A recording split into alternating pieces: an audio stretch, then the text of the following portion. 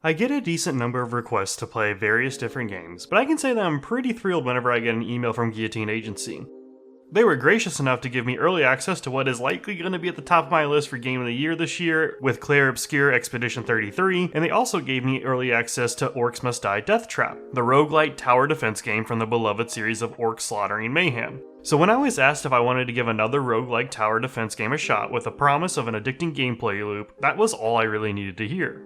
But what is this game, and should you be checking it out when it releases? Stay tuned to find out.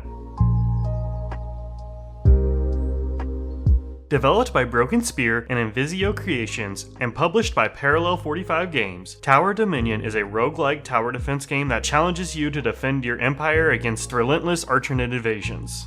As you progress through the waves, you will not only select new buildings to defend your base with, but also shape the landscape itself, creating more entry points from which the enemies will appear.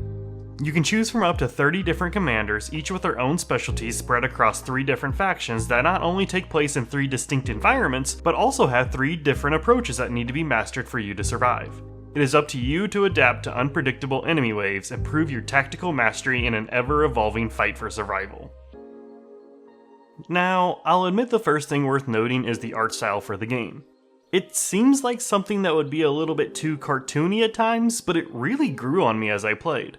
Even as massive waves would crash upon me, I was always excited to see new enemies or even the brave soldiers charging desperately out into the fight, which kind of ended up with one outcome. Each faction has their own kind of aesthetic to them and their own specific abilities, but it was kind of a neat touch to see, although I will say that objectively the hardest faction to use from the start was the Pargan Assault Group, as they utilize barricades and have no troops being sent out to the fight, as well as no HQ defense upgrades, unlike the Iron Dragoons and the Lions of Ravelski, who sort of play similar to one another, but they still maintain some different identities. Each commander can provide you with a variety of bonuses that can kind of seem minor, but as you play and unlock access to more buildings to have in future runs, you really start to get the picture on how to make the most of these abilities.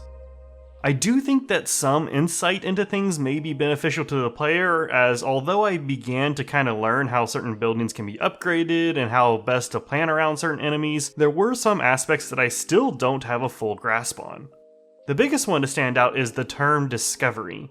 Now, my understanding is that discovery impacts the ability to reveal neutral buildings when you place down a new map tile. However, the method behind how it actually works is completely lost on me. Aside from basically the higher your discovery value, the higher the chances for neutral buildings to appear. And these are actually pretty impactful aspects of the games, as these neutral buildings require you to place one of your buildings next to them to activate their abilities, and these can range from increasing your economy, to healing your base after each wave, to making that building hit harder by being next to something, or even reduce the cost of upgrades for adjacent buildings.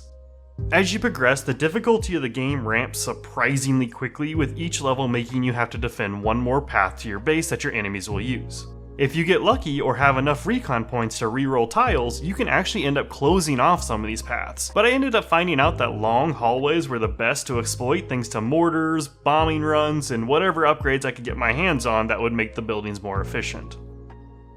In the end, Tower Dominion's actually really surprising at how quickly it sinks you in.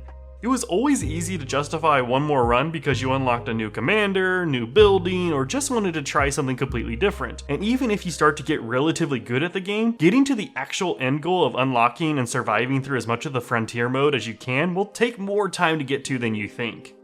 Even though there are a few minor bugs and issues with understanding some mechanics, I really did enjoy the game, and the art ended up being one of my favorite aspects despite my initial hesitancy. The end result was me spending well over 7 hours playing before I even knew what had happened, and I fully intend on unlocking everything and just giving every commander a try. I know tower defense style games aren't everyone's cup of tea, but I will say that Tower Dominion is definitely one that I think should be worth checking out. And there's even a demo out for you to try, so you should go ahead and give it a shot before it releases on May 8th. But with that, that'll be it for this video. I hope you have a great rest of your day, and as always, be kind to one another.